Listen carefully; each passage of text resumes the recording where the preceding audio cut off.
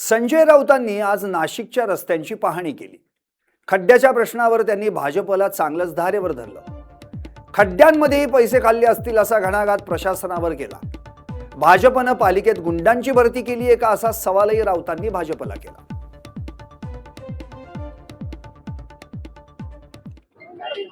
यांनीच भारतीय जनता पक्षाला सत्तेत आणलाय म्हणून शिवसेनेनं आपलं कर्तव्य कधी विसरलं नाही। आम्ही सतत या खड्ड्याच्या प्रश्नावरती आवाज उठवतो आहोत। परवा शिवसेनेचे नेते युवासेना प्रमुख आदित्य ठाकरेजी इथे येऊन गेले, त्यांनी पाहणी केली, त्याने आवाज उठवला। उद्या या खड्ड्यांच्या प्रश्नावरती प्रचंड मोठा मोर्चा आम्ही काढतो आहोत। प्रशासनाला कोंडीत पकडण्याचं, खड्ड्याच्या रस्त्यावर जाग विचारण्याचं काम आम्ही करतोय।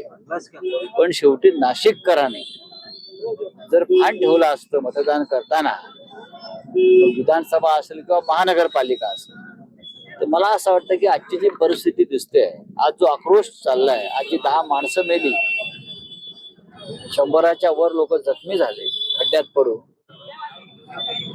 ते टाळता आलं असतं। हे निर्दय लोक आहेत, यांना ठेकेदारी शिवाय दुसरं काही दिसत नाही। या खड्ड्यामध्ये सुद्धा यांनी इतके पैसे खाल्ले असतील या रस्त्यात, तुम्ही कल्पना करू शकत नाही। बघू आता आवाज उठवतो, ही अशी परिस्थिती आपल्याला पाहायला मिळते। बघू ना आता, उद्या मोर्चा होऊ द्या। तुम्ही एक नवीन माहिती दिली की अधिकारी धमक्या देतात। भाजपने महापालिकेत गुंडांची भरती केली आहे का? खोटी सर्टिफिकेट आणि डिग्र्या असलेल्या? तसं असेल सांगा, गुंड आम्ही पण रस्त्यावर उतरवू मग।